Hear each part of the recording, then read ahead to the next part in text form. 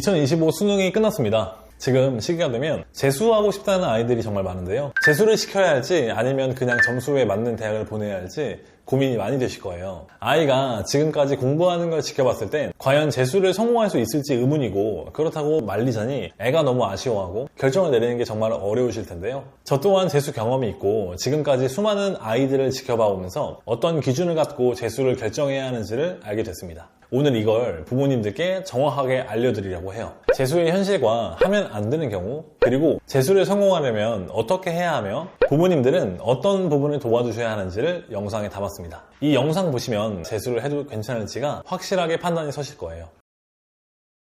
먼저 재수의 현실에 대해 솔직하게 말씀을 드릴게요. 1년 더 하면 성적이 오르겠지라고 막연하게 생각하시는 학부모님들이 많이 계신데요. 실제 통계를 보면 좀 다릅니다. 재수생 10명 중에 2~3명 정도만이 목표한 대학에 합격을 하고요. 나머지는 현상 유지하거나 오히려 성적이 떨어지는 경우도 많습니다. 성공 사례들만 보고 시작하는 경우가 많은데요. 성공 사례보다 실패 사례가 훨씬 더 많아요. 이 현실을 꼭 알고 계셔야 해요. 재수를 실패하는 이유는 크게 2가지입니다. 첫째는 단순히 열심히 하지 않아서예요. 여기에 이제 절반 정도 학생들이 들어갑니다. 더 안타까운 건 정말 열심히 했는데도 실패하는 나머지 절반의 학생들인데요. 이렇게 실패하는 2번째 이유는 뭘까요? 바로 예상치 못한 수능 상황 때문입니다. 예를 들어 수학에서 처음 보는 유형을 만났다거나 국어를 풀다가 멘탈에 나가서 뒤에 시험들도 무너지는 등 모의고사에 비해 수능 성적이 현저히 낮게 나온 경험을 한 학생들이 정말 많을 겁니다. 재수를 하려면 이런 변수가 생길 가능성도 충분히 감안하고 도전을 해야 하는 거예요. 그리고 한 가지 꼭 짚고 넘어가야 할 게 있는데요. 공부할 때 단순히 문제를 풀어서 맞추면 그걸 안다고 생각하는 학생들이 많은데 이건 진짜 위험한 착각입니다. 제대로 이해하지 않고 문제풀이만 반복하다 보면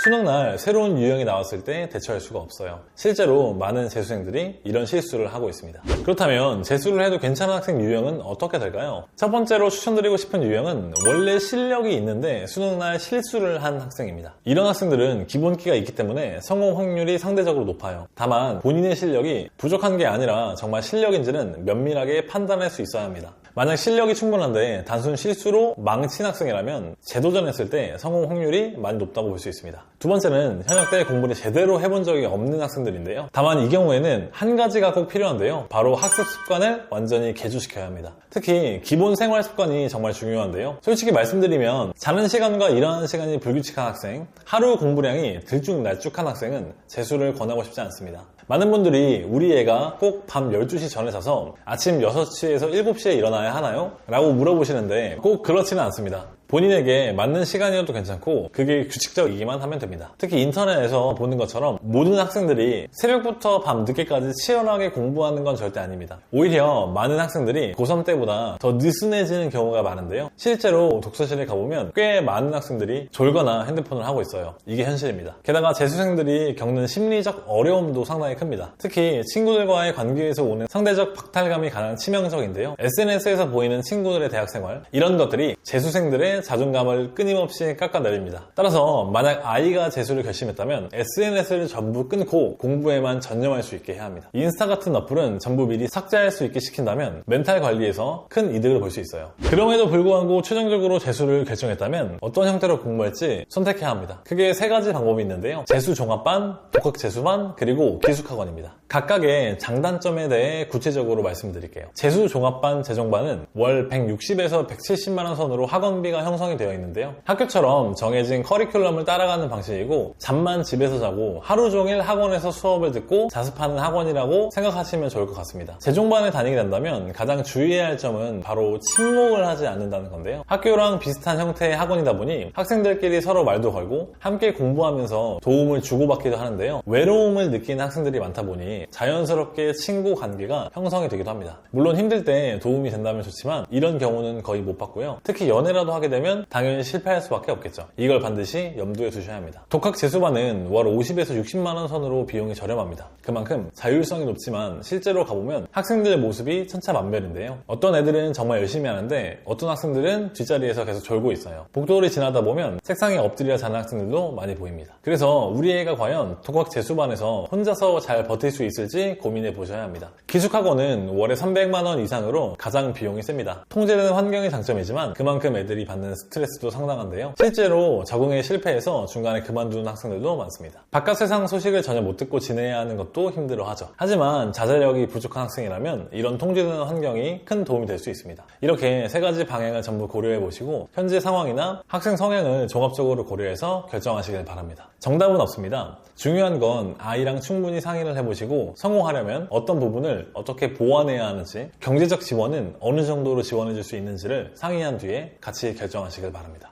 당연한 말이지만 부모님들의 역할이 상당히 중요합니다. 부모님들께서는 내가 지원까지 해주는데 어디까지 더 노력을 해야 되나 이렇게 생각하실 수 있는데요. 정말 맞는 말이지만 딱 한 가지만 생각해 주시면 좋을 것 같습니다. 바로 다른 아이들과 비교하지 않는다는 것입니다. 애들 입장에서는 이미 1년 더 수험 생활을 하는 상황이라 정신적으로 크게 힘들 수밖에 없습니다. 여기서 멘탈을 잘 잡지 못한다면 재수 생활을 의미 없이 보낼 수 있는 리스크가 있어요. 그래서 부모님들께서는 다른 애들이랑 비교하는 것보다는 전달에 비해 성적이 얼만큼 올랐는지, 미흡한 파트는 학습이 잘 되어가고 있는지 등을 신경 써서 봐주시면 도움이 많이 될 거라고 생각합니다. 그리고 따뜻한 응원 메시지나 공감을 해주시는 걸로도 아이들 입장에서는 큰 힘이 될 수 있습니다. 물론 이게 쉬운 건 아니지만 부모님들께서 애들을 응원하는 마음으로 이렇게 자주 표현을 해주신다면 분명 여기서 동기부여를 받고 열심히 나가는 기특한 모습을 보실 수 있을 거라고 생각합니다.